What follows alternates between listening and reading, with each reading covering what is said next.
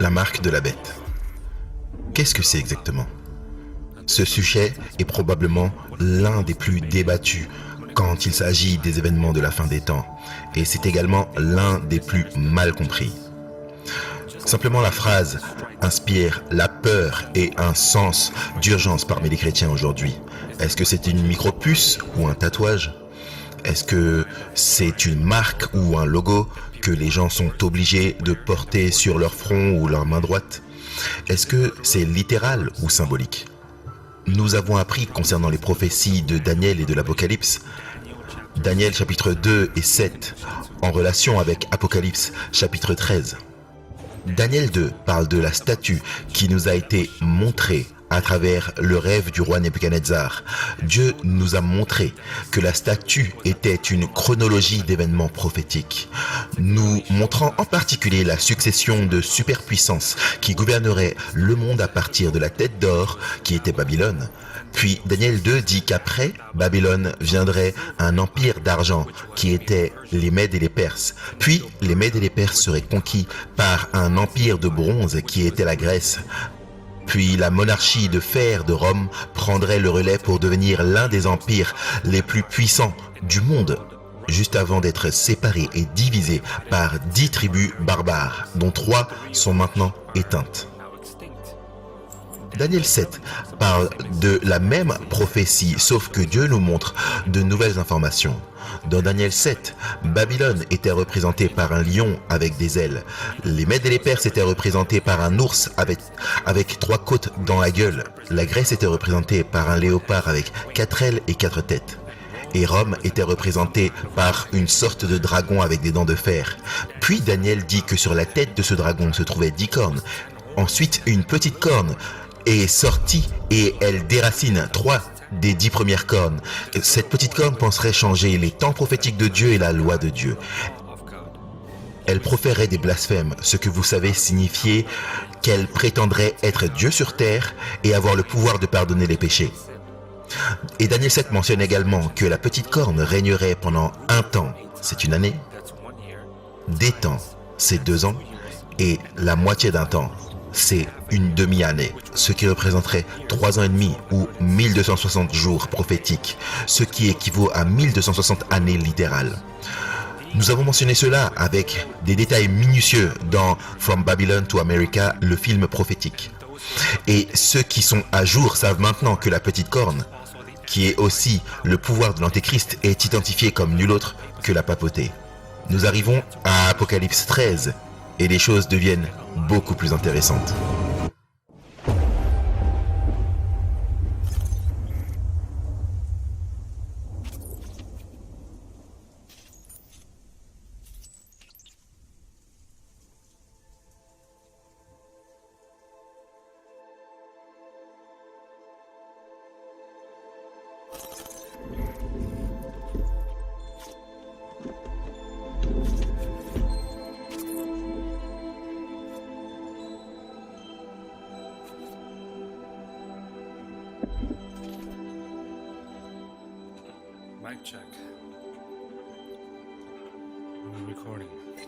Vous me connaissez probablement maintenant, mon nom est Tila et on est ensemble depuis quelques années maintenant à la recherche de la vérité. Et cette fois, nous voulons élaborer sur quelque chose sur quoi beaucoup de gens sont confus. Il y a tellement d'interprétations trompeuses dehors, des informations sur la marque de la bête. Et certaines personnes prétendent que c'est une micropuce.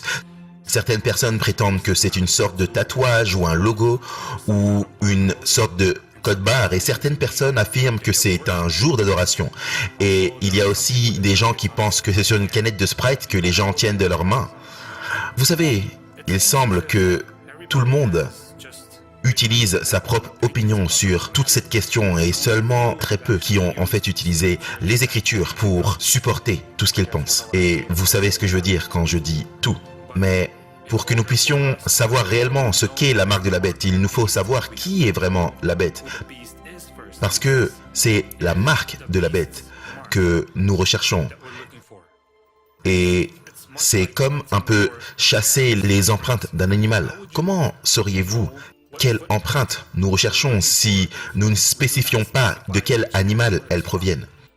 Nous devons penser à la marque de la bête de cette même manière. Nous devons d'abord savoir qui est la bête avant de savoir quelle est sa marque.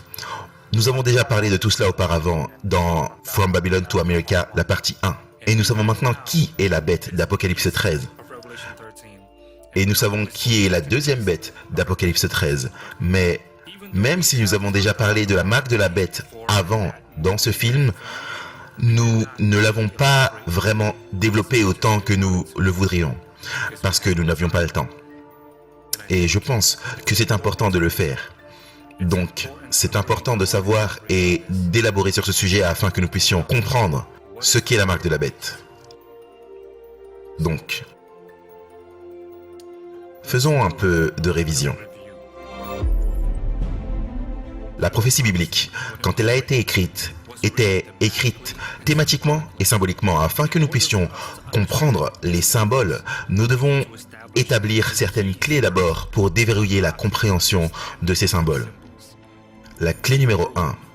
La bête est un symbole de quoi dans la prophétie biblique?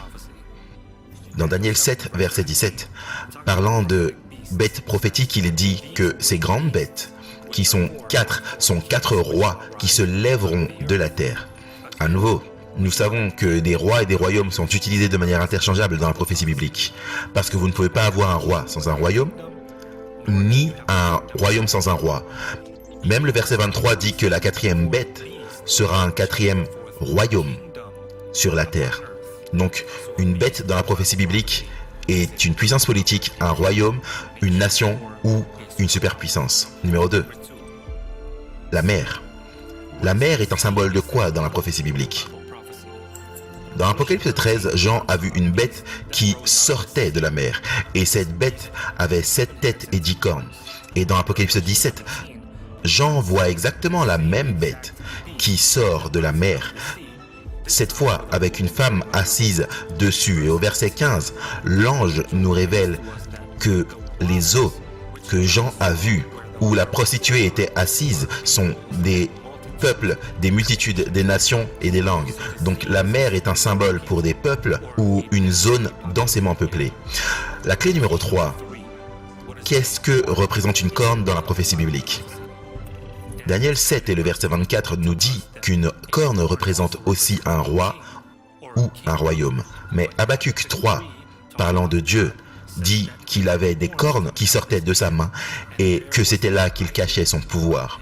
Donc les cornes sont aussi un symbole du pouvoir. Donc les cornes signifient roi, royaume ou puissance. Numéro 4. Qu'est-ce qu'un blasphème dans la Bible? Dans Jean 10, Jésus est entré dans le temple sous le porche de Salomon. Puis les Juifs sont venus autour de lui et lui ont dit « Pendant combien de temps nous feras-tu douter? Si tu es le Christ, dis-nous clairement. » Alors Jésus commença à s'expliquer pour leur dire qui il était vraiment. Et Jésus leur dit « Mon Père et moi, nous sommes un. » Puis les Juifs prirent à nouveau des pierres pour le lapider. Et Jésus leur répondit « Il y a beaucoup de bonnes œuvres que je vous ai montrées de la part de mon Père. Pour laquelle de ces œuvres me lapidez-vous » Les Juifs lui répondirent en disant « Ce n'est pas pour une bonne œuvre que nous te lapidons, mais pour un blasphème, parce que toi qui es un homme, tu te fais Dieu. » La définition du blasphème numéro 1, c'est lorsqu'un homme prétend être Dieu sur terre. Mais il n'y avait pas de problème pour Christ, parce qu'il est Dieu.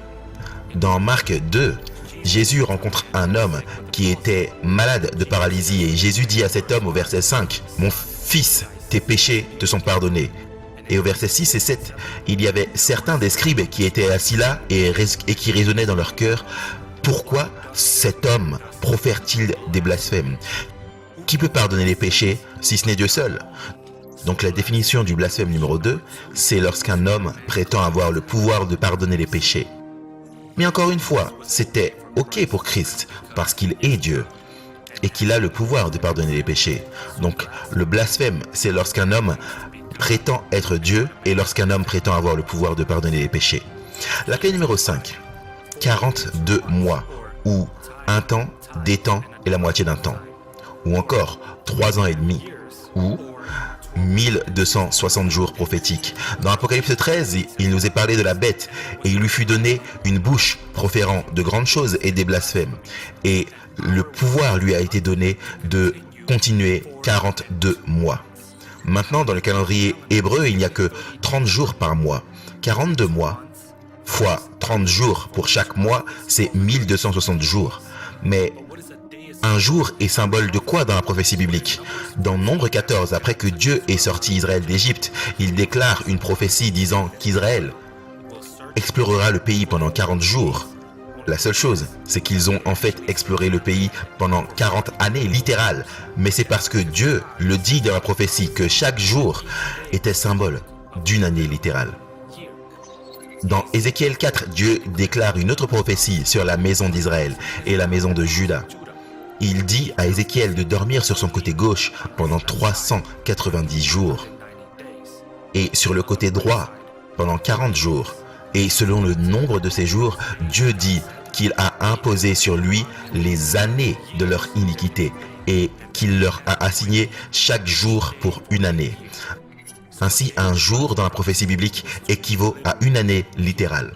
Donc si un jour dans la prophétie est égal à une année littérale, quand Apocalypse 13 prophétise sur une période de 42 mois avec 30 jours pour chaque mois, ce serait 1260 jours dans la prophétie. Alors ces 1260 jours prophétiques représentent littéralement 1260 années. C'est assez simple, pas vrai?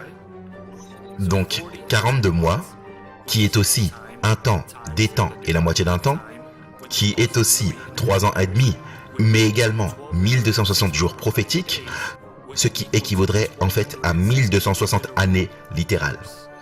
Numéro 6. Qu'est-ce qu'un saint?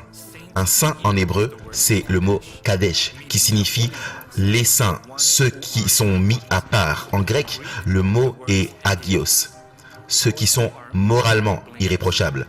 Donc les saints sont le peuple élu de Dieu, le peuple de Dieu qui est mis à part et qui est moralement irréprochable. La clé numéro 7. Le dragon est un symbole de quoi dans la prophétie biblique? Eh bien, qui est le dragon? C'est facile. Dans Apocalypse 12, verset 9, il nous est dit que le dragon a été chassé, ce vieux serpent appelé le diable et Satan. Donc, dans le sens premier, le dragon, c'est le diable. Mais il y a une deuxième application. Apocalypse 12, commençant par le verset 4, parle du dragon, dit que le dragon se tenait devant la femme qui était prête à enfanter pour dévorer son enfant dès sa naissance. Et elle a accouché d'un enfant mâle qui devait gouverner toutes les nations avec une verge de fer. Et son enfant a été enlevé vers Dieu et vers son trône. Maintenant, tout d'abord, qu'est-ce qu'un dragon? Vous allez probablement me dire Satan, mais non. Je veux dire, qu'est-ce qu'un dragon? C'est une bête. Et rappelez-vous qu'une bête est un symbole pour un royaume ou une puissance politique. Maintenant, qui était l'enfant mâle qui a été enlevé vers Dieu et vers son trône? Ce serait Jésus-Christ. Seul Jésus-Christ est digne de monter au ciel vers son Père et vers son trône. Le verset 4 nous dit que ce dragon, cette bête ou ce royaume voulait dévorer l'enfant mâle qui était Jésus-Christ dès sa naissance. C'est un énorme indice. Qui est le roi du royaume qui a essayé de tuer Jésus-Christ dès qu'il était né? Eh bien, dans Matthieu 2, c'est le roi Hérode de la Rome païenne qui a ordonné de tuer tous les fils de Bethléem âgés de moins de 2 ans dans l'espoir que Jésus serait l'un de ceux qui seraient tués. Il s'est senti menacé par Jésus parce qu'il avait entendu la prophétie qu'un jour cet enfant s'emparerait du gouvernement. Donc, dans le sens secondaire, le dragon est aussi la Rome païenne. Donc le dragon, dans le sens primaire, c'est Satan. Et le dragon, dans le sens secondaire, c'est la Rome païenne. La clé numéro 8. Que représente une épée dans la prophétie biblique? Éphésiens 6, verset 17 nous dit que l'épée de l'esprit, c'est la parole de Dieu. Donc dans le sens premier, l'épée est la parole de Dieu ou la Bible. Mais jetez un œil à Romains 13, parlant du pouvoir civil, qui nous dit que les dirigeants ne sont pas à craindre pour les bonnes œuvres, mais pour les mauvaises. Ne veux-tu pas craindre le pouvoir?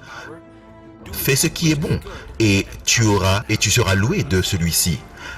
Car il est le ministre de Dieu pour toi, pour le bien.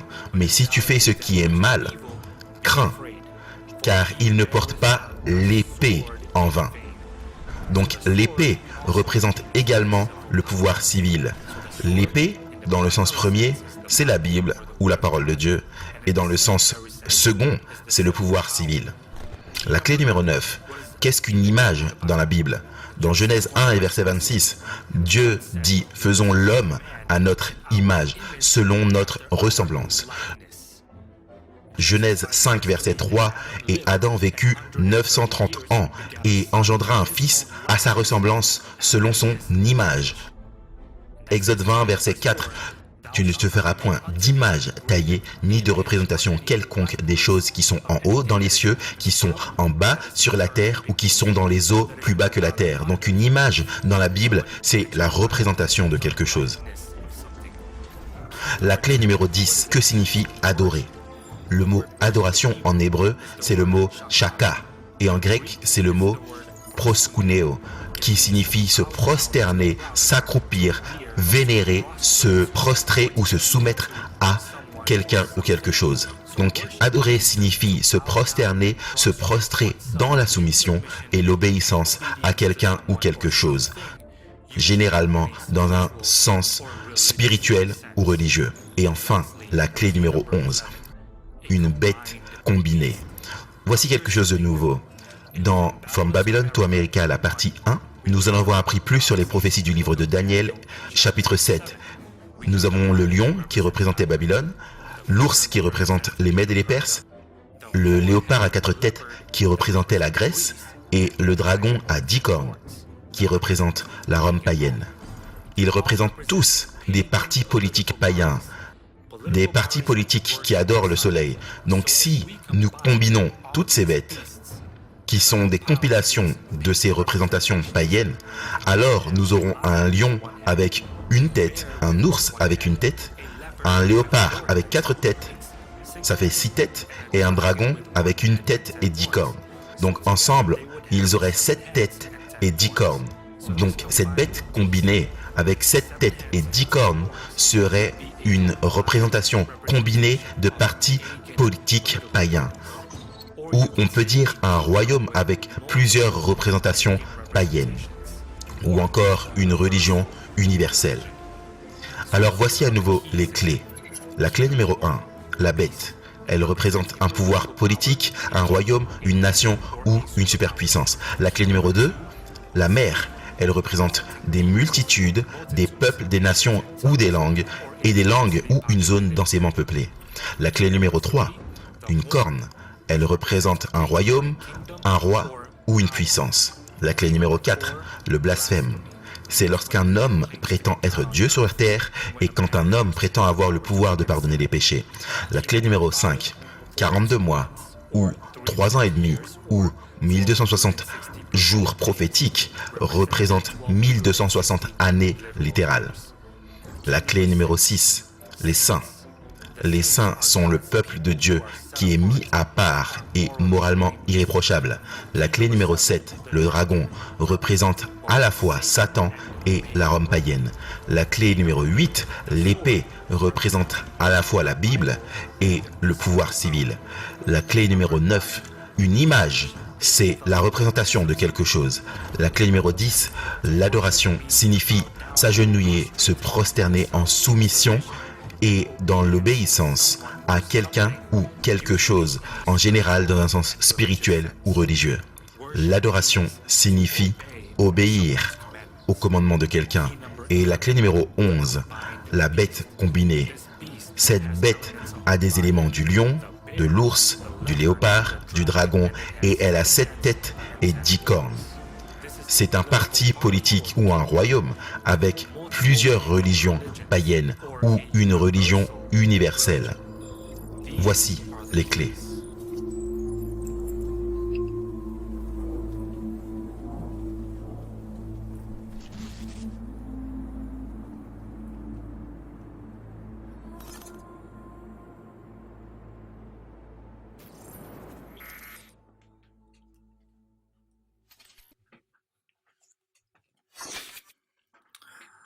Apocalypse 13, commençant à partir du verset 1. Et je me tins sur le sable de la mer, puis je vis monter de la mer une bête qui avait 10 cornes et 7 têtes, et sur ses cornes 10 diadèmes, et sur ses têtes des noms de blasphème. La bête que je vis était semblable à un léopard, ses pieds étaient comme ceux d'un ours et sa gueule comme une gueule de lion. Le dragon lui donna sa puissance et son trône et une grande autorité. Cette bête ou cette superpuissance aura des éléments de la Babylone païenne, des Médo-Perses païens, de la Grèce païenne et de la Rome païenne, comme indiqué par le léopard, l'ours, le lion et le dragon. Cela signifie alors que cette superpuissance aura un système religieux païen combiné. En d'autres termes, elle aura une religion universelle. Elle aura des noms de blasphème sur sa tête, ce qui signifie qu'elle prétendra être Dieu sur terre, elle prétendra être le Dieu de la Bible sur terre et elle prétendra avoir la puissance de pardonner les péchés. Elle recevra son pouvoir, son trône et une grande autorité de Satan et de la Rome païenne. Maintenant, est-ce que cela vous semble familier ? Continuons à lire. Et je vis l'une de ses têtes comme blessée à mort, mais sa blessure mortelle fut guérie, et toute la terre était dans l'admiration derrière la bête. Et ils adorèrent le dragon, parce qu'il avait donné l'autorité à la bête. Ils adorèrent la bête en disant, « Qui est semblable à la bête, et qui peut combattre contre elle ?» Et il lui fut donné une bouche qui proférait des paroles arrogantes et des blasphèmes, et il lui fut donné le pouvoir d'agir pendant 42 mois. Donc, cette bête reçoit une blessure mortelle. Nous parlerons de cela plus tard. Elle sera adorée, ce qui signifie que ce sera un système religieux et que les gens obéiront à ses commandements. Puis la question apparaît, qui est capable de combattre contre elle ? Ce sera aussi un pouvoir politique. C'est une combinaison à la fois de religion et d'État, ou une union de religion et d'État. On lui donnera une bouche proférant des blasphèmes. Là encore, on voit ce mot, blasphème. Donc cela indique que cette bête aura une figure de proue ou un porte-parole qui prétendra être Dieu sur terre et prétendra avoir le pouvoir de pardonner les péchés. Elle régnera pendant 42 mois.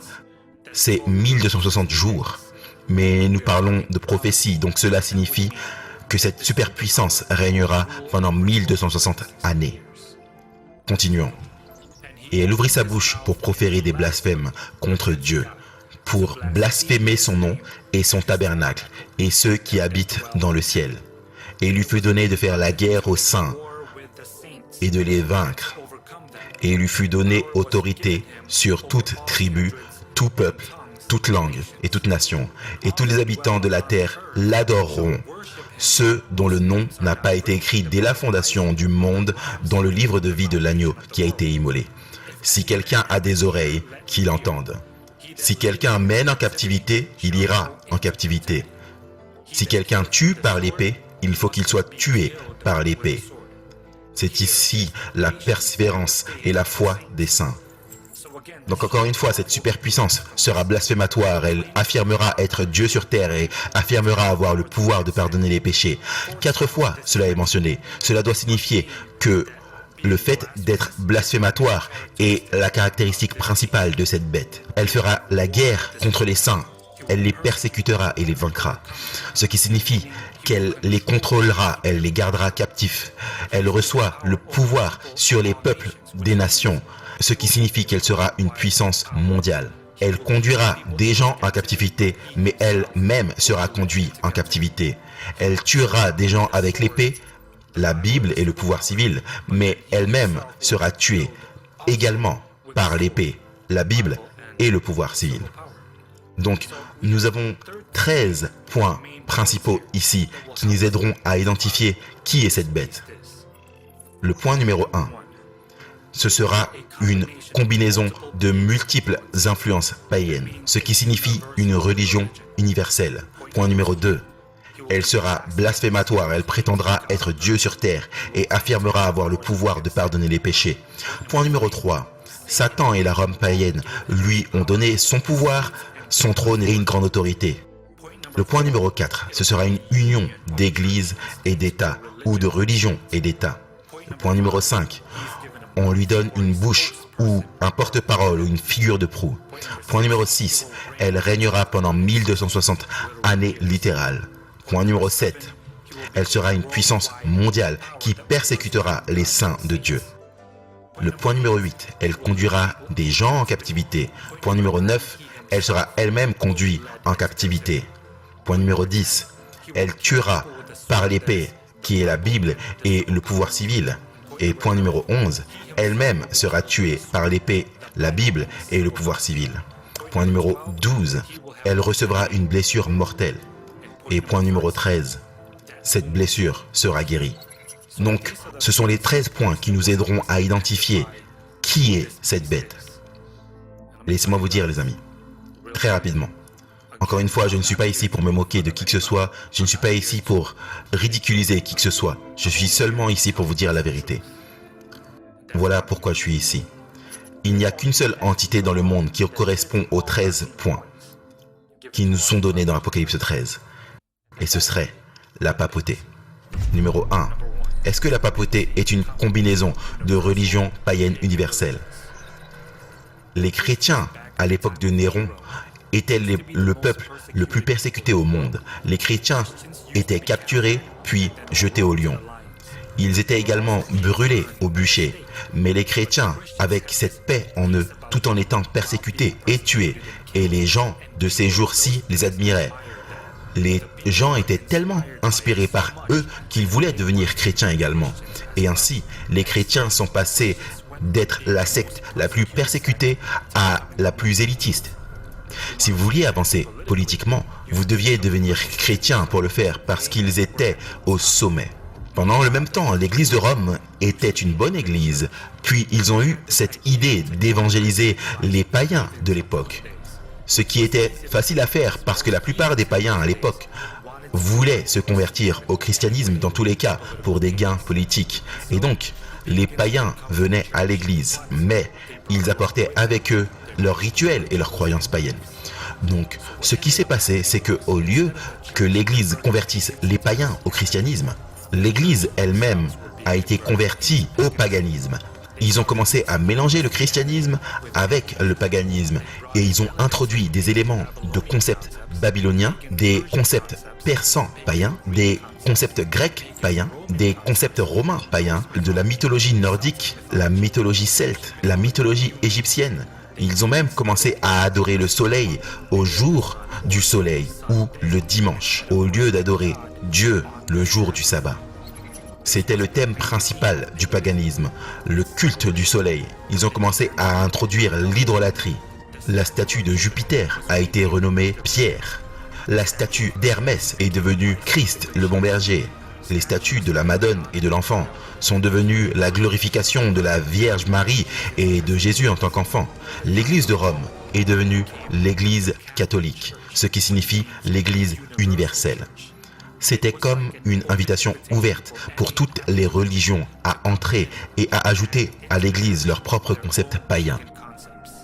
Et nous voyons cela se produire avec la même église aujourd'hui. Donc est-ce que la papauté est une combinaison de religions universelles païennes? C'est le cas. Numéro 2. Est-ce que la papauté blasphème? Ont-ils prétendu être Dieu sur terre? Ont-ils prétendu gouverner, parler, légiférer, proférer des règles pour Dieu sur terre? Ont-ils prétendu avoir le pouvoir de pardonner le péché? L'archevêque de Venise, avant de devenir le pape Pie X, l'évêque de Rome n'est pas seulement le représentant de Jésus-Christ, mais il est Jésus-Christ lui-même, caché sous le voile de la chair. Si l'évêque de Rome parle, c'est Jésus-Christ qui parle. Le chef de ce système prétend être Dieu sur terre. En fait, le mot pape signifie père. Il s'appelle même le Saint-Père. Est-ce qu'il prétend régner pour Dieu sur terre? La grande lettre encyclique à Léo XIII, à la page 304. Nous tenons sur cette terre la place de Dieu Tout-Puissant. Elle prétend gouverner pour Dieu sur terre. Prétend-elle avoir le pouvoir de pardonner les péchés? Dans Dignité et devoir des prêtres, à la page 34, Si le Rédempteur, Jésus-Christ, devait descendre dans une église et s'asseoir dans un confessionnal pour administrer le sacrement de pénitence et qu'un prêtre s'assoit dans un confessionnal, Jésus dirait sur chaque pénitent « Ego te absolvo », qui en latin signifie « je vous pardonne ». Le prêtre dirait de même sur chacune de ses pénitences « Ego te absolvo » et la pénitence de chacun serait également absous. Ce qu'ils essaient de dire, c'est que si Jésus me pardonne de mes péchés et qu'un prêtre catholique vous pardonne vous de vos péchés, nous sommes tous les deux également pardonnés. Est-ce que c'est un blasphème? C'est un blasphème. La papauté était et est toujours blasphématoire. Numéro 3. Est-ce que la Rome païenne a donné à la papauté son trône et son autorité? L'histoire de l'Église chrétienne, volume 3, à la page 327.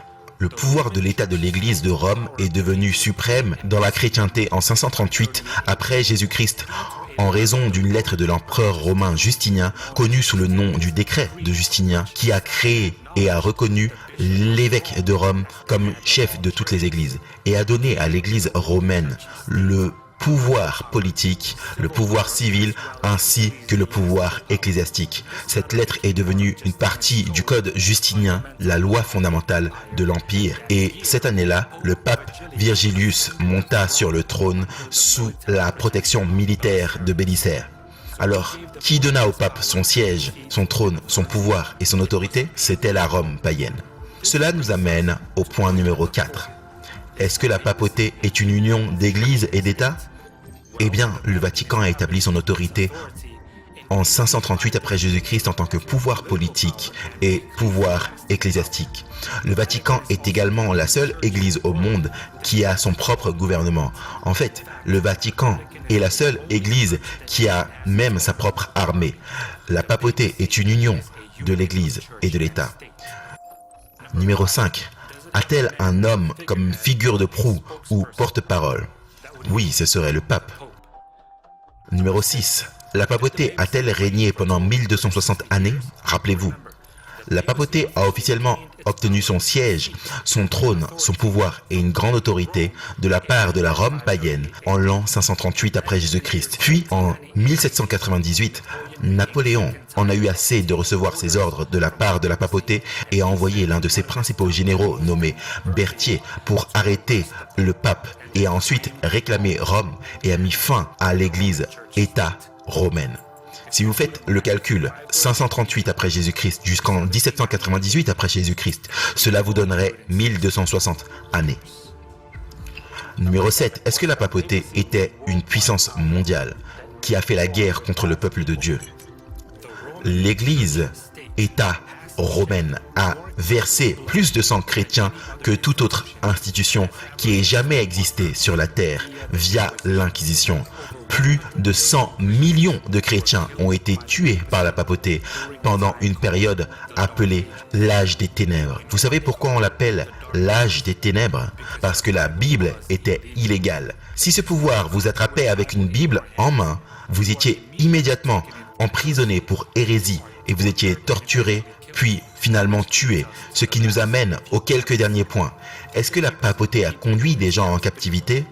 À nouveau, la papauté a conduit les saints de Dieu en captivité pendant l'Inquisition. Le pape lui-même a-t-il été conduit en captivité?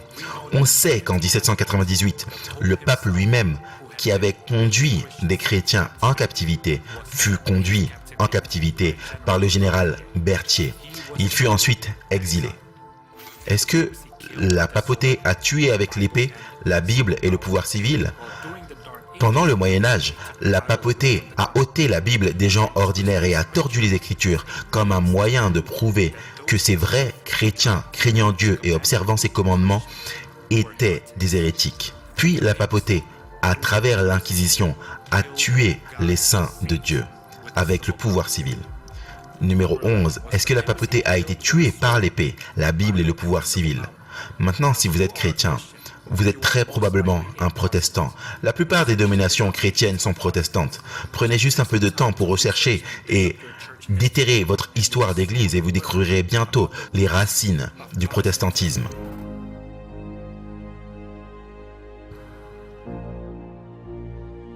Un homme du nom de Martin Luther, un soir, fut frappé par la foudre. Alors il a prié un saint mort pour le salut. Et en retour, il consacrerait toute sa vie à l'Église. Et ainsi, sa vie a été préservée. Et il a fait exactement ce qu'il a dit qu'il ferait. Il s'est complètement consacré et est devenu un moine. Puis il a commencé à faire des rituels étranges parce qu'il était obsédé par le fait de vouloir que ses péchés soient pardonnés. Bien que certaines de ses idées n'étaient pas bibliques, Dieu a œuvré à travers lui. Un jour, un verset lui est venu à l'esprit. Le juste vivra par la foi. Pas par les œuvres, ni les rituels. Le juste vivra par la foi. Il était soufflé parce qu'il avait fait ses rituels et ils étaient tous vains.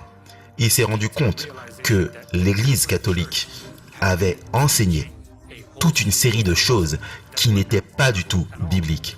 Et il a donc protesté contre l'Église et a cloué 95 thèses sur la porte de l'Église, sur les choses non bibliques que l'Église enseignait. Bien sûr, il y en avait plus que 95, mais il ne pouvait pas toutes les mettre sur la porte de l'église. Le mouvement protestant a commencé et les gens ont commencé à creuser profondément dans la Bible et ils ont réalisé que Martin Luther venait simplement de les lancer dans une toute nouvelle vérité dont les gens n'avaient jamais entendu parler parce que personne n'enseignait ces choses qu'on ne pouvait que trouver dans la Bible. Peu de temps après, les gens ont commencé à réaliser à travers une étude biblique diligente que la papauté était la petite corne de Daniel 7 et la bête marine d'Apocalypse 13. Le pouvoir de la papauté pour contrôler les esprits du peuple a continué à décliner à cause de la vérité de la parole de Dieu. La papauté a été tuée avec une épée, la Bible. Est-ce que la papauté a également été tuée par le pouvoir civil ? À nouveau, nous savons tous qu'en 1798, Napoléon Bonaparte était fatigué de recevoir ses ordres du pape et il a envoyé son général, le général Berthier, pour arrêter le pape. Puis finalement, le pape a été tué par l'épée, le pouvoir civil, quand il mourut en exil. Cela nous amène au point suivant. Est-ce que la papauté a reçu une blessure mortelle ? Même si la papauté était toujours en place, son pouvoir prit fin quand le pape fut arrêté et tué. C'était la blessure mortelle. Et maintenant, la Bible dit que la blessure mortelle de la papauté serait guérie. En l'an 1929, Mussolini était celui qui a rétabli le pouvoir de la papauté. Bien que, pas complètement, la blessure de la papauté a commencé à guérir. Maintenant, rappelez-vous que cette bête a des éléments d'un léopard, un ours, un lion et un dragon. Ce sont des prédateurs, des animaux féroces et forts qui attaquent leur proie. Un prédateur n'attaque pas lorsqu'il est blessé mortellement, mais dès qu'il sera complètement guéri et affamé, il frappera à nouveau. La question est maintenant de savoir quand est-ce que la blessure mortelle de la papauté sera complètement guérie.